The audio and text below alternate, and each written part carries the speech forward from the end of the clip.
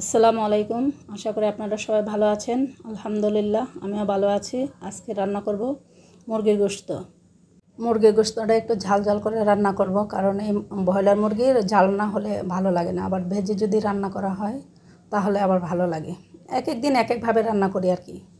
আজকের রান্নাটা হতেছে রাতের বেলা। অনেকেই দেখবেন যে কালো হয়ে আসছে রান্নাটা, মশলাগুলো বেশি কালো কালো দেখা যায়, ক্যামেরার জন্য এরকম হয়ে আসে।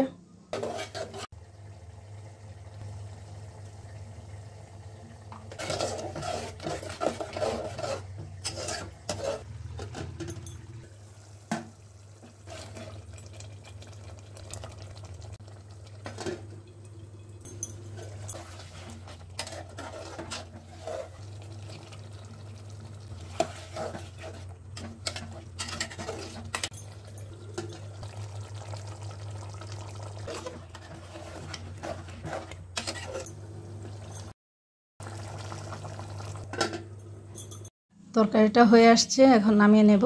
আপনারা সবাই সাথে থাকার জন্য অসংখ্য ধন্যবাদ।